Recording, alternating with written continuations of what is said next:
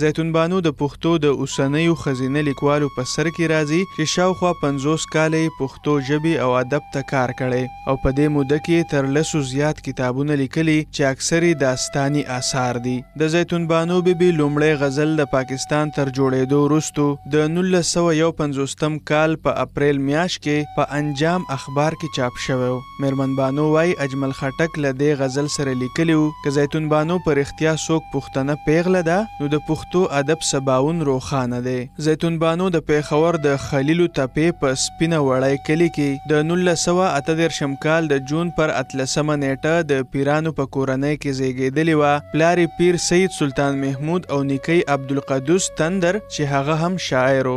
زیتون بانو ابتدایي تعلیم د پیښور په اسلامیا کالجیټ کې کړی او لسم ټولګي د الزبت ګرل سکول څخه پاس کړی. نوموړي د ماسټرۍ 3 ډیګرۍ په اسلامیاتو اردو او پښتو کې کړې وې. زیتون بانو به ویل کله چې وړوانو په کلي کې خلکو خصوصا ښځو د دې له تعلیم سره ډېر مخالفت کوو خو وایي دې له تعلیم سره مینه لرله ځکه خو یې له 10 ټولګي څخه لیکنه شروع کړه او په خپلو افسانو کې د ښځو د ژوند انځورولو ته ډېر پام وکړ. زیتون بانو ډېره موده د پیښور په ریډیو او ټلویزیون کې هم کار کړی او ګڼ شمېر ډرامې هم لیکلي دي چې ډېرې په فلمي بڼه جوړې شوي او د پاکستان د سرکاري ټلویزیون له لارې خپرې شوي دي. میرمن بانو د خپل کار پر سر ګڼ شمېر ادبي ایوارډونه اخیستي وو. د پاکستان حکومت لوی ایوارډ پرایډ اف پرفارمنس هم په کال 1990 کې زیتون بانو ته ورکړی شوی دی او له دې سره سره د پښتونخوا اباسین آرټ کونسل ګندهارا او نورو ادارو هم وخت په وخت انعامونه او جایزې ورکړي دي. پر ټولنیزو رسنیو ګڼ شمېر خلکو د زیتون بانو په مړینه خفګان څرګند کړی او پښتو ادب ته یې د هغې مړینه لوی تاوان بللی دی.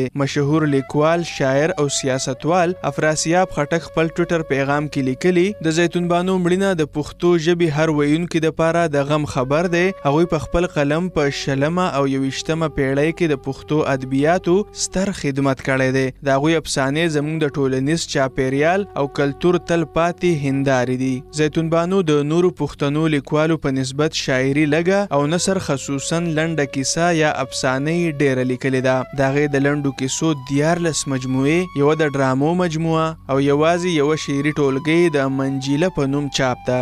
د زیتون بانو د لنډو کیسو یا افسانو د ځینو مجموعو نومونه سدا ډول دي: هنداره، ژوندي غمونه، مات بنګړي، خوبونه، د شګو مزل او د خاورې سلې. د زیتون بانو ډېرې افسانې مختلفو لیکوالو او خپله لیکوالي په اردو ژبه هم ژباړلې دي چې وخت په وخت د پاکستان په مشهورو اردو مجلو کې چاپ کیږي خو دغه اردو افسانې په کتابي بڼه نه دي چاپ شوي. د زیتون بانو بیبي روح دې ښاد وي.